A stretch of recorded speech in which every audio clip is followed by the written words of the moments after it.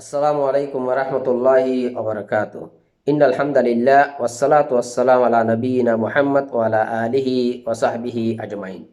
প্রিয় দর্শক শ্রোতা, আল্লাহ রাব্বুল আলামিন সূরা আল হুজুরাতের 11 নম্বর আয়াতে তিনটি সামাজিক মারাত্মক ব্যাধির কথা উল্লেখ করেছেন, যা একটি সমাজ ধ্বংস করে দেয়। আজকে আমরা সেই তিনটি ব্যাধি সম্পর্কে জানার চেষ্টা করব। ওমা তৌফিক ইল্লা বিল্লাহ। নম্বর 1 হচ্ছে আসুখরিয়া, অর্থাৎ উপহাস করা। এটা হতে পারে মানুষের গঠন আকৃতি নিয়ে, হতে পারে জ্ঞান নিয়ে, হতে পারে কাপড় নিয়ে।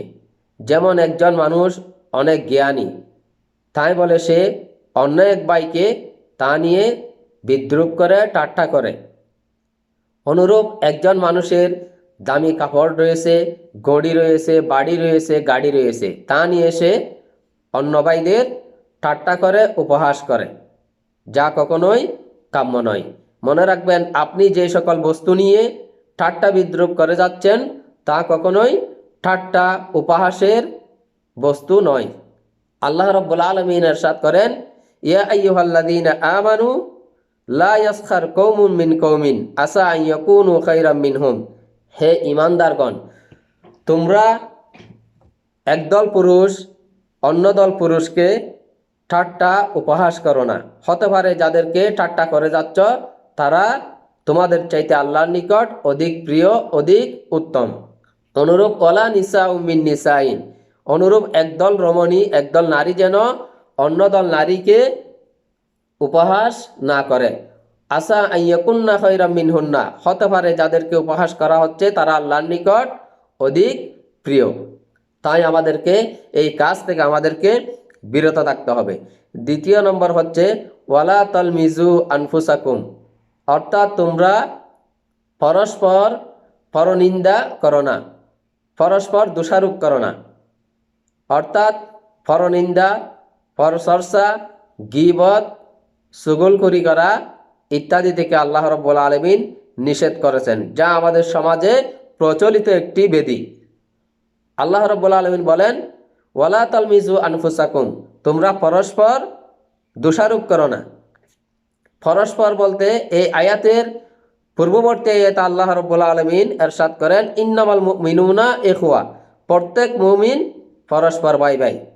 অতএব আপনি যদি আপনার অন্য ভাইয়ের দোষ অন্বেষণ করেন, গীবত করেন, চুগলখড়ি করেন, অবশ্যই সে আপনারও দোষ ত্রুটি অন্বেষণ করতে পারে। এই জন্য আল্লাহ রাব্বুল আলামিন বলেছেন ওয়ালা তালমিজু আনফুসাকুম, তোমরা পরস্পর দোষারোপ করো না। যেমন আপনি যদি অন্যজনের মা বাবাকে গালি দেন, সে অবশ্যই আপনার মা বাবাকে গালি দিতে পারে। আরেকজনকে যদি আপনি হত্যা করেন, সে আপনার, তার পরিবার আপনার কাছ থেকে হত্যার প্রতিশোধ নিতে পারে। এই জন্য আল্লাহ রাব্বুল আলামিন বলেন ওয়ালা তালমিজু আনফুসাকুম, তোমরা পরস্পর দোষারোপ করো না। অতএব আমাদেরকে এই ধরনের পরস্পর দোষারোপ করা, আরেকজনের দোষ অন্বেষণ করা, গীবত করা, পরনিন্দা, পরচর্চা থেকে আমাদেরকে বিরত থাকতে হবে। তৃতীয় নম্বর ব্যাধি হচ্ছে সমাজে প্রচলিত, এটি হচ্ছে আল্লাহ রাব্বুল আলামিন বলেন ওয়ালা তানাবাজু বিল আলকাব, তোমরা একে অপরকে উপনামে তোমরা ডেকো না, মন্দ নামে বা বিকৃত নামে ডেকো না। অতএব আমাদের সমাজে এটি খুবই একটি প্রচলিত একটি ব্যাধি। আমরা আমাদের অন্য ভাইদেরকে তাদের বিকৃত নামে আমরা ডেকে থাকি। যেমন একজন মানুষ কালো হওয়ার কারণে আমরা তাকে কালাইয়া, খালু বলে আমরা ডাকি। অনুরূপ একজন মানুষ কাটু হওয়ার কারণে তাকে কাটু, বা ল্যাংড়া হওয়ার কারণে তাকে আমরা ল্যাংড়া, অথবা লম্বা হওয়ার কারণে আমরা তাকে লম্বু বলে আমরা সম্বোধন করি। এটা কখনোই কাম্য নয়।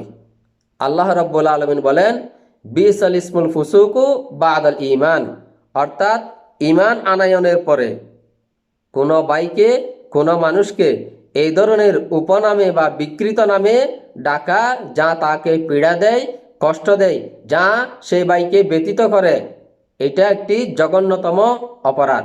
মনে করেন একজন মানুষ একসময় সে চুরি করত, একসময় সে ডাকাতি করত, সে মদ্যপায়ী ছিল, সে ব্যভিচার করত।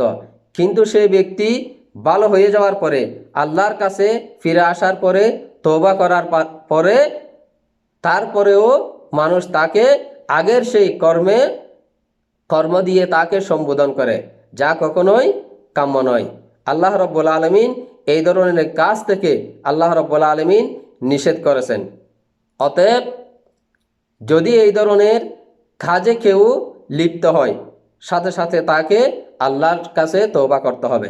আল্লাহ রাব্বুল আলামিন বলেন, আমাল্লাম ইয়াতুব ফাউলাইকা হুমুদ যালিমুন, অর্থাৎ এই সকল কর্মে লিপ্ত হওয়ার পরে এই সকল ব্যাধিতে যদি কেউ আক্রান্ত হয়, অবশ্যই তাকে সাথে সাথে আল্লাহর নিকট তওবা করতে হবে। যদি আপনি তওবা না করেন, আল্লাহ রাব্বুল আলামিন বলেন ফাউলাইকা হুমুজ যালিমুন, তাহলে তারাই হচ্ছে সীমালঙ্ঘনকারী।